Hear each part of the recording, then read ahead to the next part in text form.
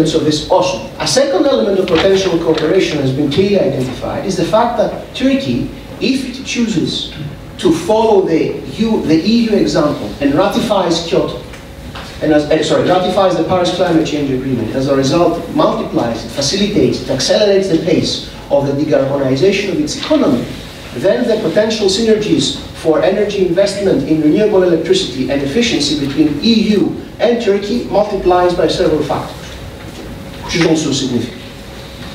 If Turkey would choose to enter the European energy community and disassociate the accession package with this issue, which is at the benefit for the benefit of Turkey at the end of the day, because if you want to become a hub, you need to be fully transparent and fully interoperable. The acquis which exists within the energy community give you that possibility, especially for gas, because in the crystal set it's already significantly advanced. If that should happen, that would further increase the possibility of mutually beneficial cooperation. If you want to analyze the other side, of course, of the coin, the other part of the perspective, then the other aspect, the other potential aspects become quite problematic.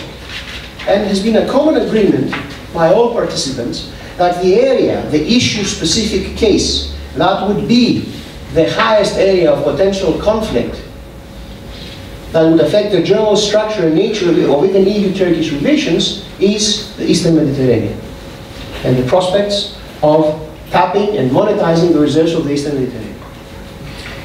Within this context, the European Union has already taken a very significant position that disassociates, and that might have been lost to some observers, disassociates the Southern Gas Corridor strategy, which is essentially the Turkish gate through TANAP, with the reserves of the Eastern Mediterranean. The European Union and the European Commission do not want a pipeline to Turkey and through Turkey to Europe. They are supporting the exact opposite option. And that option has two phases, essentially, given the volume of reserves, provided, of course, that the Cold War, to put it diplomatically, of the relationship between Turkey and Israel, as well as Turkey and Egypt, continues to get colder. Or at least, it remains as it's cold as it is today. Gas from Cyprus, it's impossible to fathom any scenario of it to being exported to Turkey before an equitable, viable, justifiable, and a more importantly, sustainable solution of the Cyprus problem. So it would need to reverse the Cold War and conflict relation between Turkey and Israel for Israeli gas to go to Turkey.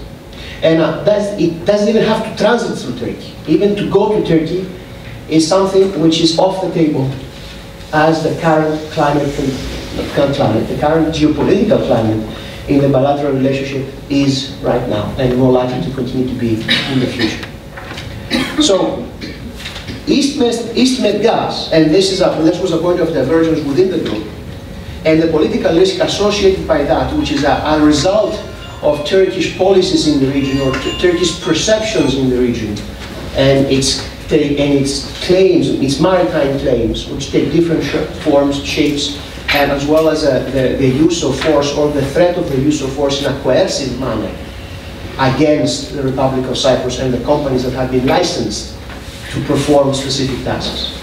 Some of them, most of them have been unsuccessful, but one has been successful in February 2018, which was the threat of the use of force to block the drilling of E&I in an area close to Block 3 of the existingly demarcated exclusive economic zone, which the target, interestingly enough, was outside the blocks claimed by the so-called TRNC that have been illegally tendered to Turkey by the Turkish Cypriot state, which is recognized only by Turkey and is the result of occupation and invasion, according to international law. So, if we would see a scenario where the East Med would go in the other way, the reverse way, the positive way, the mutual cooperation way, the first thing that needs to be resolved is the Cyprus question. If this is not resolved, then even the possibility of a Turkish-Israeli pipeline would become problematic. And is problematic because of the relationship created between Israel and Cyprus. that creates, and Greece as well, which creates some positive political and even security benefits for Israel that have to be balanced against the possibility and the benefits to Israel of a pipeline to Turkey, which would commit, in order to become bankable, about 40% of proven available export capacity. So these are the two scenarios of where we have to balance between. Other lower important, other parameters of lower relative importance would be, for example, the decision of Turkey to fully engage European companies to develop the second nuclear power plant in Sinop. The fact that Turkey is supposed to be shifting and reducing its dependence on Russian energy is not very well served by the fact that it's reducing gas imports, but also by building Russian nuclear power plants.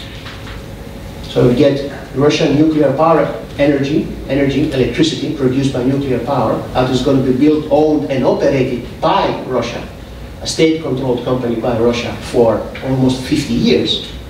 So it's a very long-term engagement on one side. Then on the other side, to try to balance this off by limiting imports from Russian gas, which Russian gas accounts for 55% of gas demand in Turkey. So if Turkey does move forward with the second nuclear plant, which is debatable whether she will be able to do that and guarantee the long-term, the very long-term economic conditions for such an investment to be fruitful and to be mutually beneficial, and there are Japanese and also French companies that are directly involved. That's what I'm referring to. Then the absolute of divergence on this issue could be an issue of divergence and convergence at the same time for APU, which APU is very important in the long-term strategy of Turkey, but also raises significant environmental but also safety considerations for the entire Eastern Mediterranean. So, as to conclude, Mr. Chairman, the importance of energy in the greater context of Turkish-EU cooperation and interaction as the political motivation behind the relationship degrades becomes even more important. The issue-specific area, to be more practical at the end of the day, that would lead to more benefits for both sides is doubling the capacity of the existing southern gas corridor from 10 to 20 BCM, which could happen with relatively low costs, and of course is going to continue to be based essentially either on Azeri exports, non-Shah Deniz related exports, other field development that may be available by 2025, or if the European Union finds a way to finance and protect the financing from the political retaliation of the US government, you could see Iranian gas even easier and quicker than Azeri gas flowing through TANAP to Europe. These are the two major sources that could implement the doubling of the capacity, even though that will not mean that the strategy has actually worked. You need to take those 20 and put them, increase them to 60, to 40, to 60, to 80 for them to have an impact that was originally planned for and aspired for since the mid-2000s. Third and final, the Eastern Mediterranean is most likely to remain a point of contention and conflict between the European Union and Turkey. And the fact that Turkey is reacting the way it is reacting against these, and this is a statement of fact, I'm not criticizing, I'm not arguing whether it should or should not, state of fact, is creating a very strong counter-posing alignment between not only companies but also governments, which leads to the exclusion of Turkey from the region, from sharing of the wealth in the region. At least so far. This means that Turkey's policy may, of course, constrain the exploitation of those reserves, but it cannot have a paralytic effect on their development. Which means that the resolution of the Cyprus question, as well as other bilateral issues of minor significance between Israel and Lebanon, are not a precondition to the exploitation and monetization of those reserves. This is not theory, this is practice, and it's going to be expressed by the signing of a contract and the construction of the necessary infrastructure that's going to export Israeli and Cypriot gas to Idku, the large LNG liquefaction terminal in Egypt, through which is going to reach European markets. East Med is a different story. It's a much more difficult story. It's a much more expensive story. And it would need to really create an institutional framework of semi-permanent alliances, not alignments, alliances in the region that would include a security component for it to be constructed. Thank you, Mr. Chair.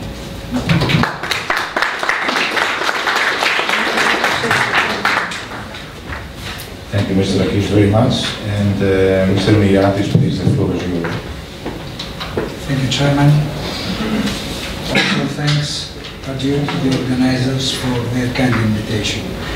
In the next 15 or so minutes, I will try to briefly comment on two issues, namely the Law of the Sea, the UNCLOS, United Nations Conference Law of the Sea, 1982 Montego Bay, vis-à-vis Mediterranean and EU member states, and secondly, the Turkish contribution to security of EU's energy supply.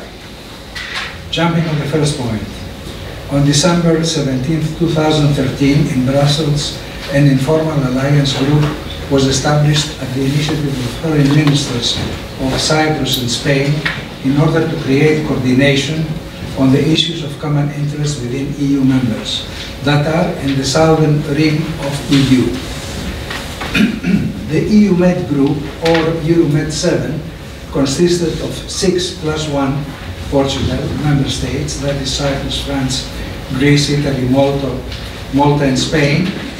All 7 countries are part of the Eurozone and all but Cyprus are part of the Schengen area. Altogether, have signed and ratified the UNCLOS conditions, both individually and collectively as EU on the 1st of April 1998. Slovenia and Croatia, relative newcomers in the southern rim, have also signed, while Croatia ratified the Law of the Sea. International agreements and treaties concluded by EU constitute part of acquis communautaire.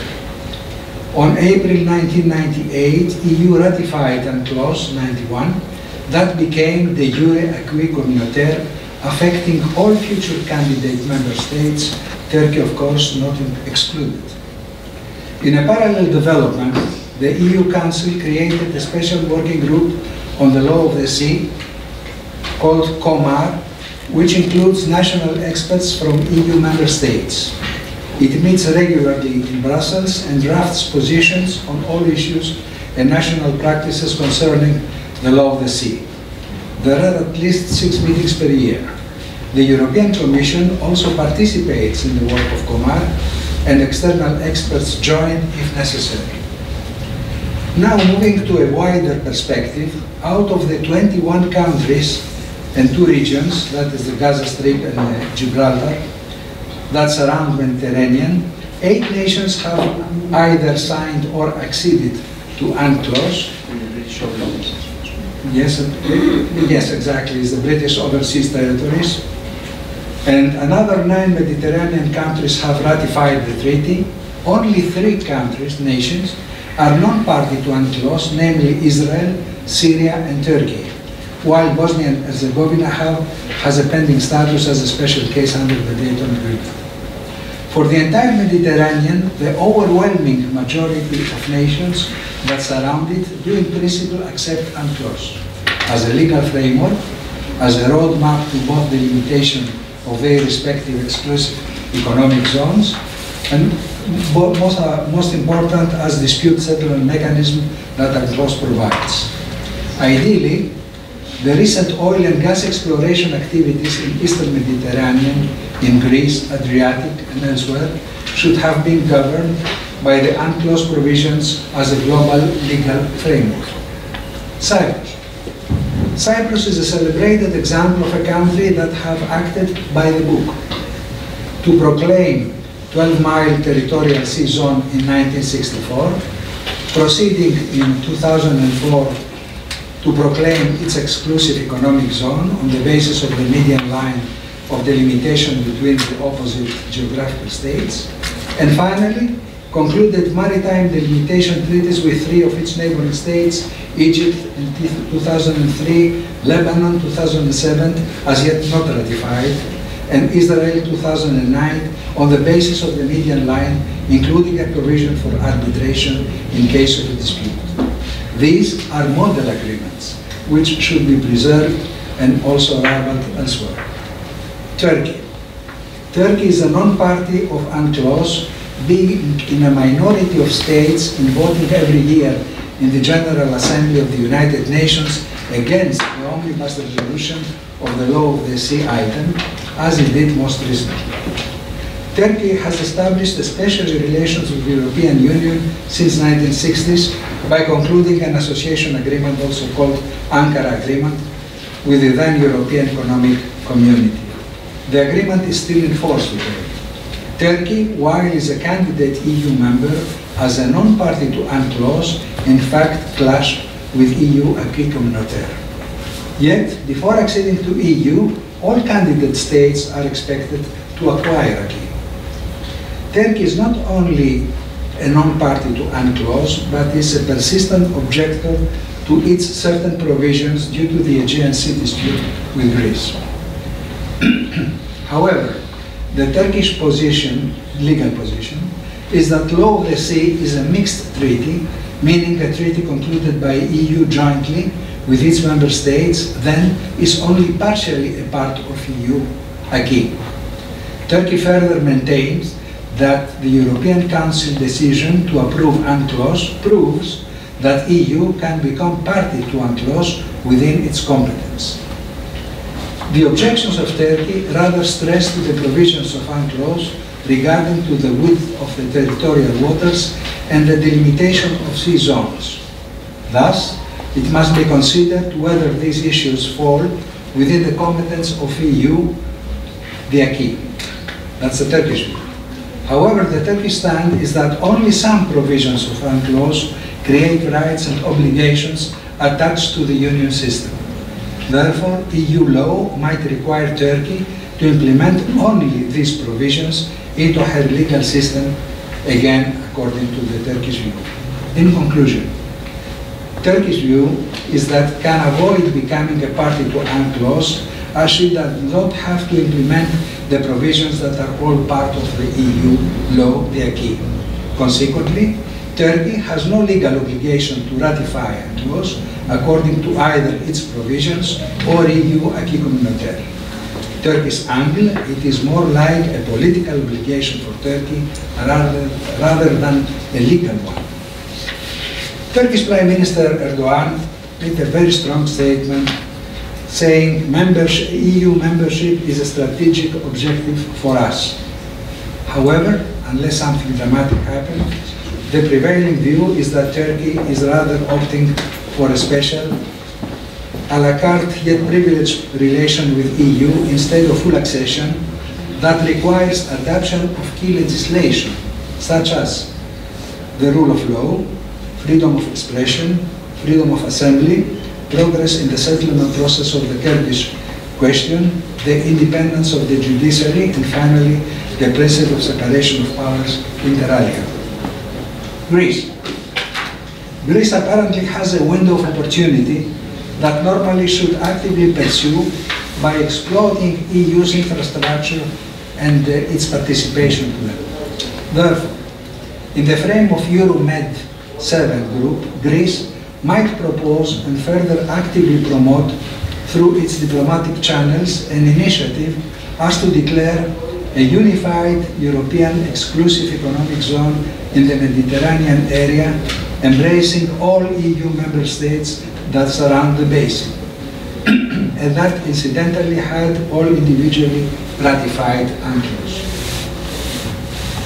Said initiative should consequently be proposed to the EU Special Working Group, COMAR, on the law of the sea for discussion and eventual adoption that might finally take the form of a Council decision opting for implementation, initially in the Mediterranean basin as a testing ground, and then by monitoring and its application, the European Commission could further enhance the content of said decision by eventually extending its capability in other areas of EU competence like Atlantic, the Baltic Sea, the Arctic Circle, etc. Currently, In the southern rim of EU, major and medium-sized companies from 5 EU member states, namely Total of France, Repsol of Spain, Eni from Italy, Hellenic Petroleum and Aegean Oil and Gas from Greece, and some smaller Cypriot companies, do actively participate in the oil and gas exploration in the frame of concession rounds. This signifies that EU member states of Mediterranean have serious vested interests in the area, directly related to EU security of energy supply, and apparently all Mediterranean EU member states at large have to benefit from such a notion. Going to the second point. The rapid growth of Turkey from 2003 to 2018 has transformed it today to a regional power, a member of G20, etc. Dependence. The impressive growth was fueled with energy imports from various sources amounting about $55 billion per year on imported oil and oil products. Dependence has grown even higher, rising from 55% in the 90s to 76% currently, building a huge trade deficit.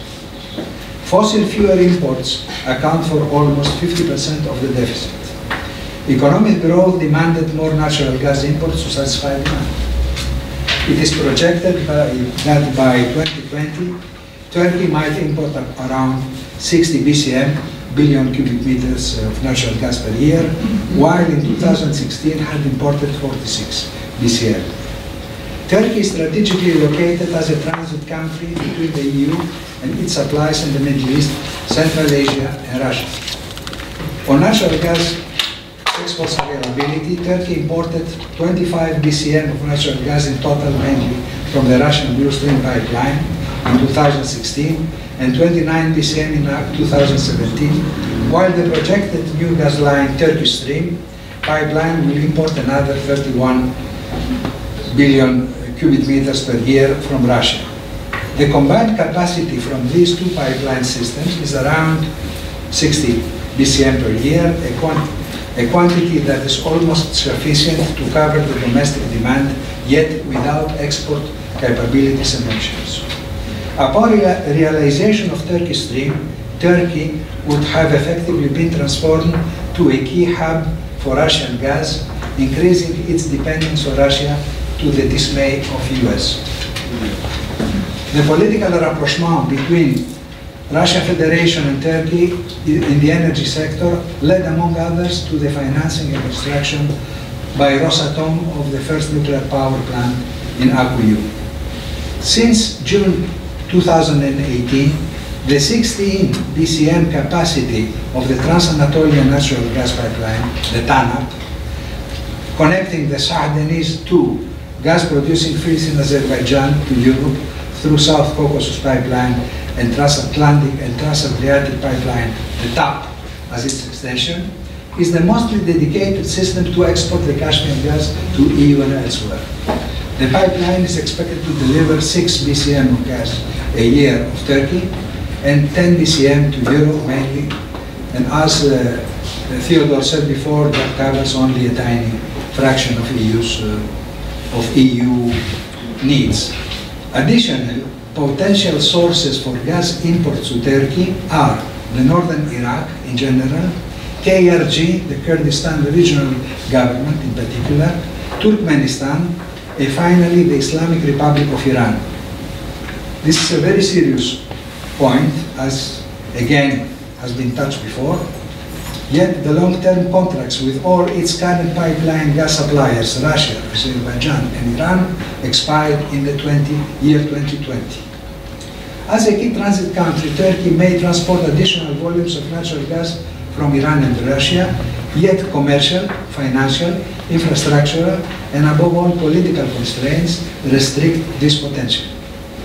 Looking at Turkey's objective view and its ability to balance the wider implications for Europe, whether to accept gas through Turkey from a project it strongly supports, like TANAP, and or projected or strongly opposes, like Turkish Stream.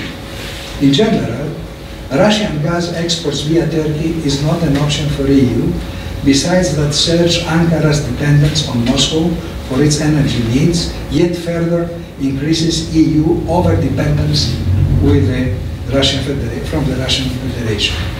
Iranian gas transit to Turkey is also out of question for the US and EU, although to a lesser degree, due to the sanctions policy, the Iranian support to Hezbollah, the nuclear issue, etc. What option is left for Turkey to transit natural gas to EU but TANAP? The Eastern Mediterranean region is the answer, by eventually exporting via Cyprus and Turkey, Israeli and Cypriot natural gas to Turkey itself, ultimately to EU through TANAP. There are a lot of merits to this option, explicitly. More profitable net back prices from the seller, huge Turkish gas demand market, less complexity and lower investments compared to other rival options, notably the East-Med pipeline. Turkey, disregarding the strong US and EU supported, maintains that East-Med will have the fate of Nabucco. Although it is tempting option, perhaps, for Israeli interests to export gas to EU via Turkey, there are certain problems to be at best bypassed in particular. First, the routing has to cross Cyprus, passing through the free and occupied area. Question is, how that ambitious project could be materialized unless a fair and lasting solution of the Cyprus problem question have not been resolved. Second, to beef up the project, on top of the Israeli gas from the Leviathan field and other fields, associated fields, Cypriot gas must be added from the Aphrodite field and elsewhere. Exploration is ongoing. Then something is including adding new quantities to reach a critical mass of, say, 5 BCM. Question is how that could be achieved when Turkey, A, has frozen the relations with Israel, although persistent efforts are made behind the scene for rapprochement. B, Turkey violates the Cypriot economic zone and in defiance to the UN provisions is threatening both Greece and Turkey and Cyprus of using force against them unless succumb to its claim. And C, Turkey is a non-member to UNCLOS 1982. The use of existing free capacity in TANAP also to host Israeli and Cypriot natural gas to EU a priori is not possible due to Azerbaijan's national strategies, the terms of the current agreement and TPA provisions. Three-party access is to be. Fourth, and most important, transiting through a single country, that is Turkey, of almost all the available natural gas of Eastern Mediterranean, on top of the Caspian one, to supply EU, constitutes a breach of the split the risk principle and the differentiation of both energy sources and routes, essentially contradicts EU energy's fundamentals.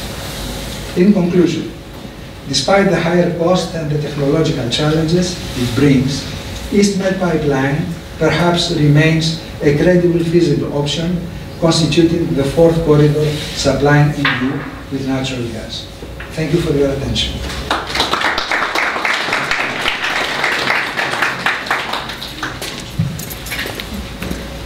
Thank you, Mr. Myrianthis. We will open, as far as there are any, a short set of questions, and then I will give the floor to Mr. Manoli for the concluding remarks. So please, if any one of you wants to ask something, please identify yourselves and then proceed with a short commentary question. Please. Thank you very much. My name is Aslı. I'm first counsel at the Turkish Embassy. In this panel, the speakers have observed how energy fuels Turkey-EU interdependence, and if I may, I would like to briefly contribute. You know, Turkey's energy strategy is based on addressing its, first of all, its own growing energy demand through diversifying energy supplies and routes, and in doing so it also aims to contribute to the energy security of Europe, as the speakers already mentioned, and we have an energy dialogue mechanism with the EU. We are glad that TANAP has proceeded timely, and as of last November, TANAP and TAP were linked, and by the timely realization of both pipelines, hopefully by 2020, Azeri gas will be able to reach Europe. This is a concrete contribution and shows that we can cooperate. On the other hand, the speakers refer to other aspects which we do not necessarily agree, and let me flag a couple of them. There has been criticism that Turkey is not aligning its policies with the EU framework. I just would like to flag to the contradictions here that the European Parliament, as one of the speakers mentioned, is on the brink of making a call and report that officially to suspend Turkey's EU accession negotiations. On the other hand, as again has been mentioned, the negotiations chapters are blocked by certain members on one hand, and on the other hand, Turkey is being questioned on why it is not aligning itself with the policies or legislation. So while we're wanting to do our homework, we're blocked, and then we're then questioned why we're not aligning ourselves. I'm just flagging this question for your attention. On the other hand, there has been mentioning of EastMed and what is going on there, and our views are already known, but just let me explain very briefly. We've always said that resources in the region can either be a liability or an opportunity, and we want to see them as an opportunity, of course. However, when one of the sides are taking unilateral steps and disregarding rights of the Turkish Cypriots, and on the other hand, rejecting a solution on the island, which was the case back in an Annan plan, and those who have been involved on the latest rounds of negotiations are aware of the negative attitudes of the Greek Cypriots in the Crown Montana process. And there have been proposals starting from 2011. Those who follow the process are aware. These were also neglected. So the position of the Greek Cypriots is that the Turkish Cypriots have their rights on paper, but they can only achieve those rights if there's a solution. And then when we want to sit around the table and bring about a solution, this doesn't happen. This is another question that we need to address. And maybe lastly, I should emphasize our attempts on diversifying our energy mix, and nuclear is one of them. I know that it is a controversial matter, the nuclear energy. It has trade-offs. It's clean energy, but it has other sides, and this is also being discussed in Turkey. And you mentioned that it might bring additional dependence on Russia, because we are cooperating with them in addition to our already dependence already in the natural gas sector. But I have to say that it will be another addition to our energy mix as a different source, as many of the EU members are also exploiting. Our dependence on Russia, yes, we have on the natural gas, again, like many of other EU countries. But as you must have already observed, we had difficult periods with Russia, and there were questions whether Russia will, block the gas, which did not happen because this is also a matter of interdependence. Where we need Russian gas, they also need the revenues, and also they need to prove that they are a reliable supplier. Therefore, we did not face any problems. Not to dominate the discussion, just one last point, if I may.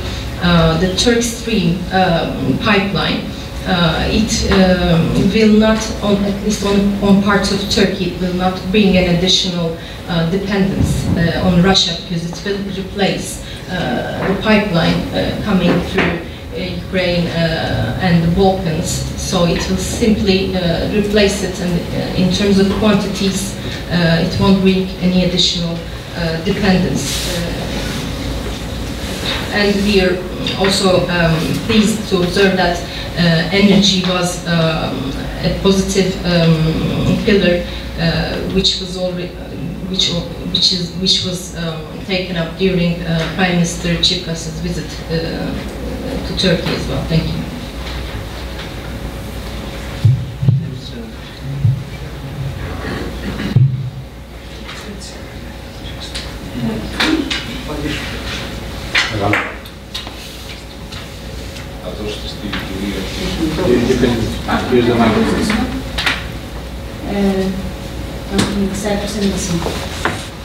I would like, both professors have already explained, but I would like to underline that Cyprus is acting in accordance with international law and UNCLOS, and has concluded delimitation agreements with 3 countries, as Professor Myrianthis underlined, with Egypt, Lebanon, and Israel, willing to do so with Turkey if latter accepts UNCLOS.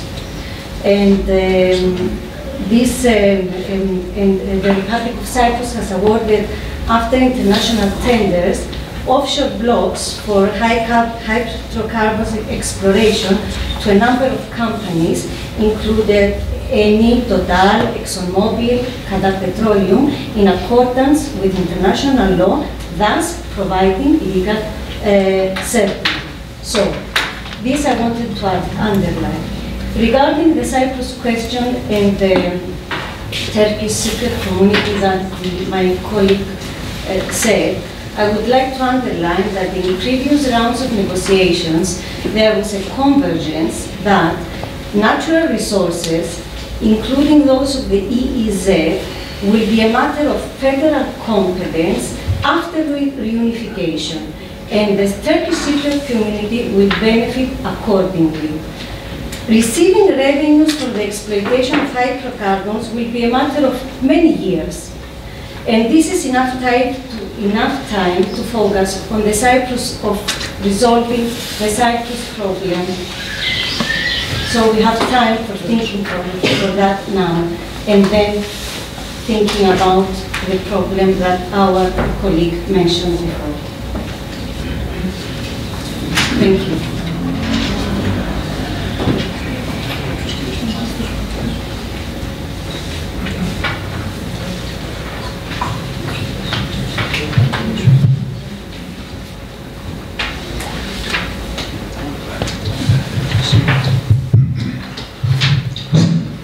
you. Thank you for the very interesting overview earlier and the analysis of the energy flows recently. Yannis Trifilis from the Hellenic Chamber of Shipping. Number one, to comment that for us, for Greek shipping, freedom of the seas and UNCLOS is, very important. It's a cornerstone of global trade, and it's very important that it's respected and maintained in all parts of the world, not just this Med, but also the South China Sea and other areas, number one. Number two, just to point out for the analysis of flow of gas, that pipelines make sense over a large period of time, normally in areas where there is not too much conflict or complication.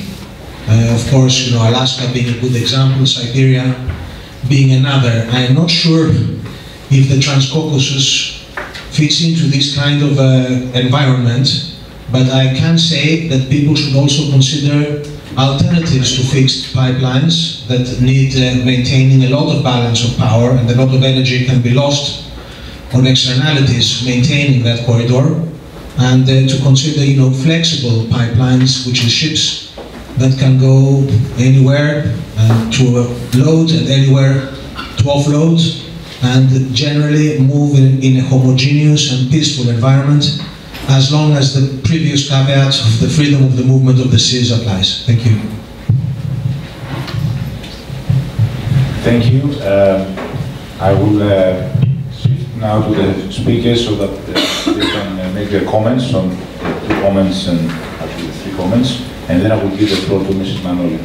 Thank you, Mr. Chairman. With regards to the last speaker's question, South Caucasus area hasn't been the most stable in the world, but the oil industry is very well used to moving oil through those regions, and it has worked without interruption for almost 20 years.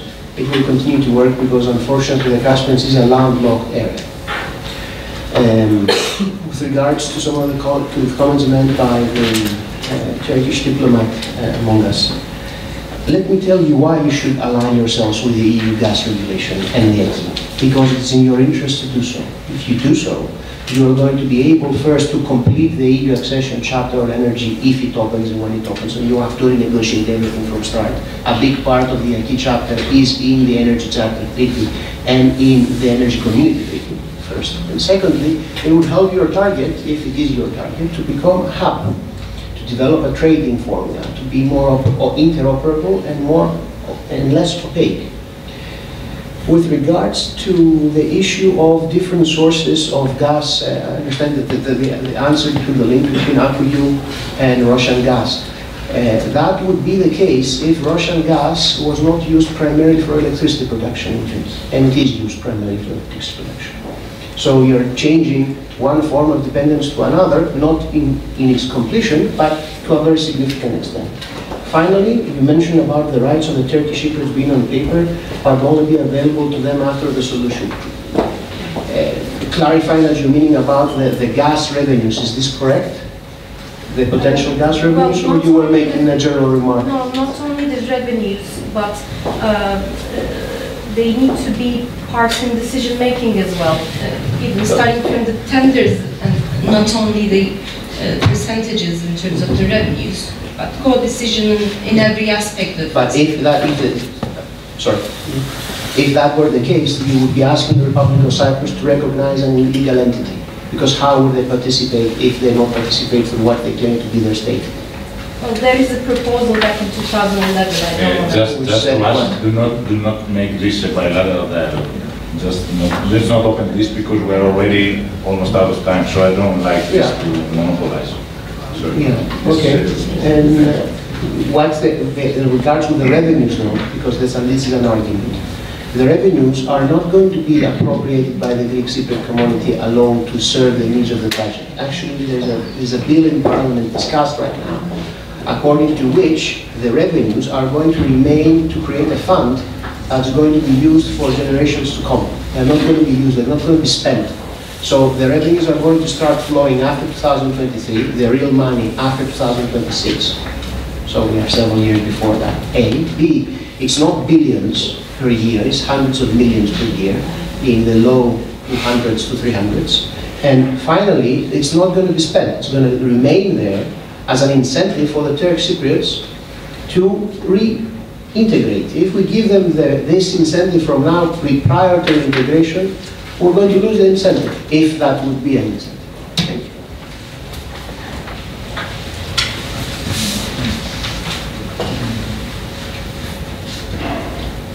Indeed, the solution of the Cyprus problem will facilitate the splitting of the wealth of natural gas. However, we have a good 6, perhaps 7 years in front of us, since from the very discovery of the gas or oil field, the industry takes approximately 5 to 8 years, in some cases complicated even 10 years, to develop that gas field and make exports. So there is this lead time for finding eventually an amicable and lasting solution. As for the point made by the gentleman from the Merchant Navy, the quantities that are expected to be found in Eastern Mediterranean are such that could not be transported through pipelines alone only. LNG trains have to be employed, and this diversion of some gas to the Idku and Damiet idle LNG terminals in Egypt means that from there they could, through the Canal of Suez, reach the eastern areas where the prices are higher and there is more interest financially and managerially, say, to join. Thank you so much both, and please, Ms. Manoli, your concluding remarks on this and the previous session, I guess. Well, I would like, on behalf of ELIAMEP, to thank all of you, distinguished participants, for staying with us these nearly 3 hours of discussion. I think that the discussion today indicated that security and energy do provide a large part of the agenda of EU-Turkey relations today. It's interesting to note that we've seen security issues, energy issues, and migration issues as well linked to the east of Mediterranean, and they create the agenda nowadays of EU-Turkey relations. I think we should leave from here without thinking that the EU-Turkey relationship should not rest on a blame game thesis, but it should be based on a thesis where the accession process should remain open, and as Athanasopoulos said in the first panel, we are thinking of complementary means that could give further oxygen to this process.